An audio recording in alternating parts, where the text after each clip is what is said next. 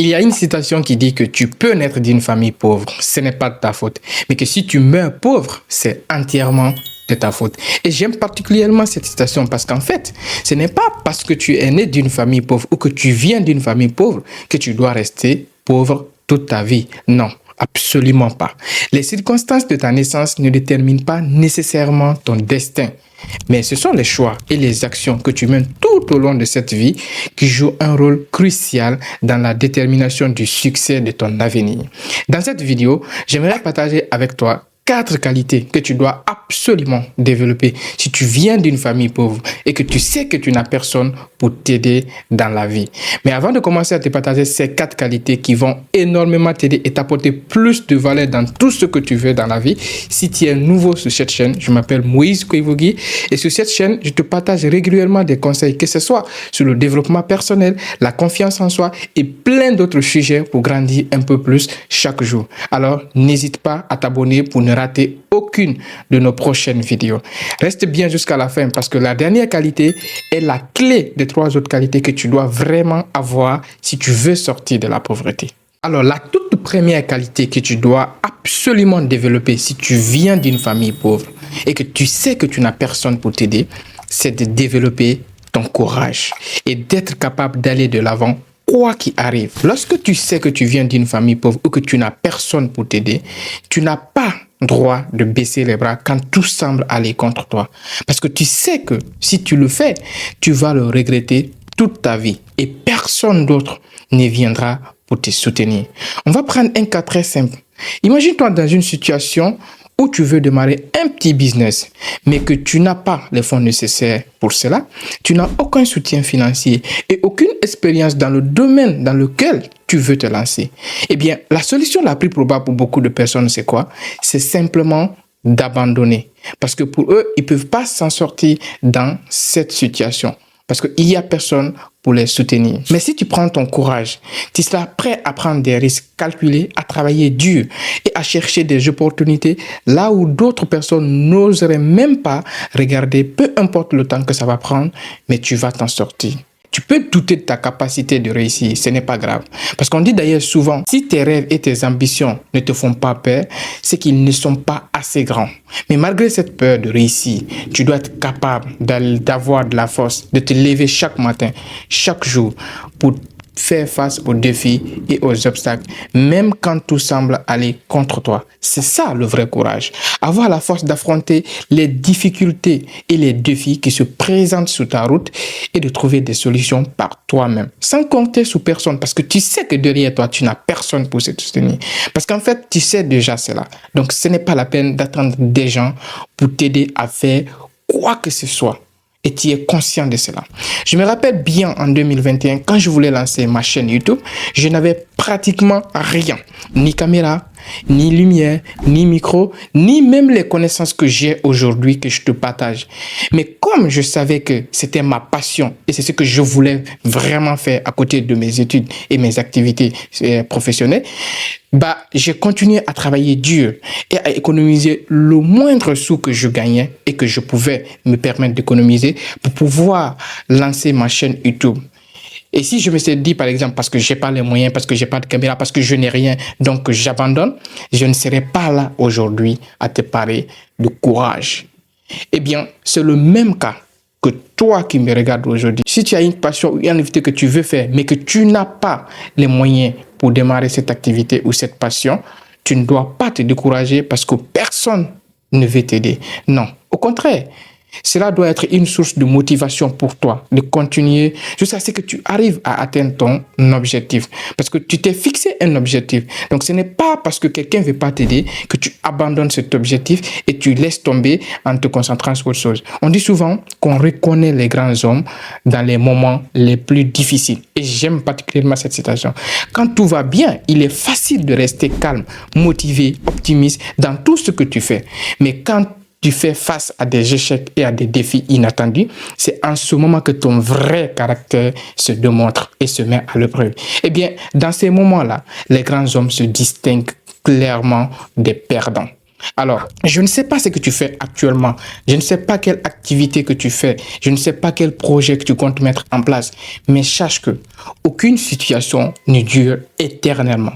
Donc, prends ton courage et travaille dur pour pouvoir atteindre tes objectifs. Et ne compte sur personne. C'est la pire erreur que tu puisses faire de compter sur une personne pour te sortir d'une situation que toi-même tu dois faire.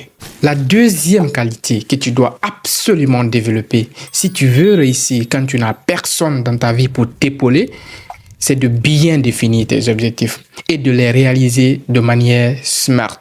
Tu ne peux pas quitter d'un point A à un point B sans un plan bien précis. Eh bien, c'est l'erreur que commettent beaucoup de jeunes de nos jours. Ils veulent simplement avoir de l'argent sans réels efforts.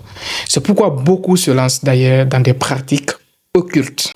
Lorsque tu sais que tu n'as personne pour t'aider et que tu es conscient de cela, tu n'as pas le droit de te divaguer n'importe comment sans objectif bien précis. Tu dois avoir un objectif précis de ce que tu veux réellement faire dans la vie. Dis par exemple, je veux réussir et être un pro dans la tech est trop vague pour quelqu'un qui veut réussir. À la place, dis plutôt, je veux réussir et devenir un développeur web back-end ou front-end. Là, tu sais exactement ce que tu veux faire et ça te donne d'ailleurs une directive claire qui te motive chaque jour à progresser un peu plus. Tu ne dois laisser aucune distraction te dérouter de tes objectifs. Sois focus et ne laisse pas les amusements passagers, que ce soit les boîtes de nuit, des sorties par-ci par-là, t'empêcher de réaliser tes rêves. Les gens qui ont déjà un patrimoine ou qui ont des parents riches peuvent se permettre ce genre de choses parce qu'ils savent au moment venu, quelqu'un viendra à leur secours. Ce qui n'est pas ton cas. Au moindre faux pas, tu risques de tout perdre. Alors attention, quand je parle ici de définir tes objectifs, il ne suffit pas de définir uniquement tes objectifs. Il faut prendre en compte que ces objectifs soient atteignables et mesurables dans le temps. C'est ça qui va te permettre de tenir le cap ou de tenir bon dans les moments difficiles afin que tu puisses transformer tes rêves en réalité étape par étape. Alors, prends bien soin le temps de bien réfléchir à ce que tu veux vraiment faire. Formule tes objectifs de manière stratégique et engage-toi à les atteindre, peu importe les défis qui vont se présenter devant toi.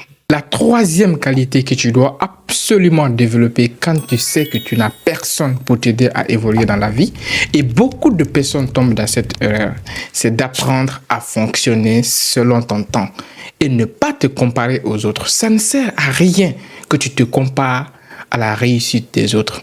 Nous vivons dans une société, surtout avec l'arrivée des réseaux sociaux, que ce soit Facebook, YouTube, Instagram, on est souvent tenté de regarder ce que les autres font, où ils en sont dans leur vie, quelle voiture ils ont acheté, tel a construit cette maison, tel a acheté un nouveau téléphone, ainsi de mesurer notre propre valeur à leur réussite. Mais c'est une erreur qui peut freiner ton propre développement personnel. Parce qu'en fait, quand tu te compares aux autres, tu auras tendance à comparer ton mauvais côté au bon côté des autres. Et cela peut te pousser à perdre énormément confiance en toi.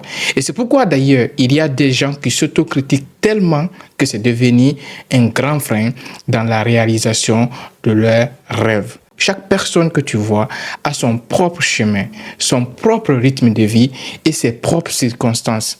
Ce qui fonctionne par exemple pour ton ami ne fonctionnera pas nécessairement pour toi.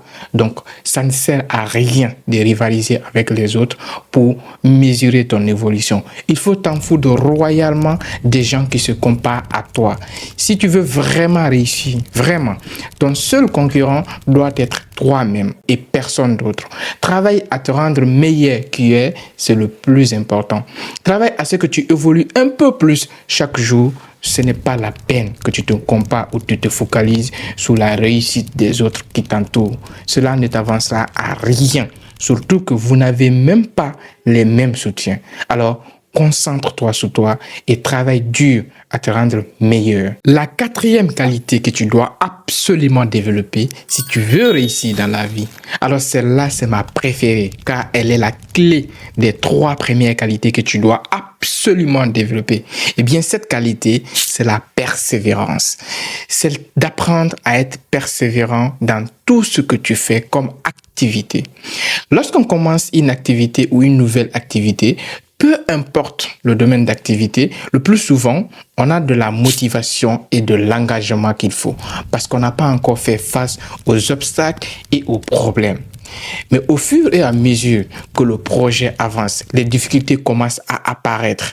C'est là que tu dois être capable de continuer sans jamais perdre de vue ton objectif que tu t'es fixé préalablement. Et c'est en ce moment qu'on voit l'importance d'être persévérant. C'est cette force intérieure qui te pousse à continuer quand les choses deviennent difficiles, même quand tu te sens découragé, même quand tu fais face aux échecs. Il est crucial que tu développes cette qualité parce que dans la vie, rien ne se passe toujours comme prévu. Il y aura toujours des moments où tu te sentiras bloqué, où tu rencontreras des obstacles qui te sembleront insurmontables. C'est pourquoi j'apprécie particulièrement cette qualité parce qu'elle te permet de ne jamais abandonner, de ne jamais laisser tomber jusqu'à ce que tu réalises ce que tu veux réellement faire dans la vie. Parce que la plupart des gens, quand ils font face à un obstacle, changent directement d'objectif. Pourtant, changer d'objectif du jour au lendemain à cause simplement de quelques difficultés, c'est pour des gens qui ont des personnes qui les soutiennent. C'est pour des gens qui viennent d'une famille riche, car ils peuvent se le permettre. Leur famille a déjà de l'argent et ne compte pas nécessairement sur eux. Pour nous autres, qui sommes des enfants de pauvres et qui n'avons pas de soutien, c'est une obligation pour nous de réussir, peu importe les difficultés. Parce qu'à chaque fois que tu changes d'objectif, tu es obligé de tout reprendre à zéro et par conséquent, tu seras encore plus loin de ton objectif. C'est pourquoi quand tu fais face aux défis ou aux difficultés, bats-toi pour trouver des solutions plutôt que de laisser tomber. Si toi aussi tu connais d'autres qualités à développer quand on vient d'une famille pauvre, n'hésite pas à me les partager dans les commentaires car il n'y a que comme ça qu'on pourra grandir un peu plus chaque jour. Quant à moi, je vous dis à très bientôt dans une prochaine vidéo.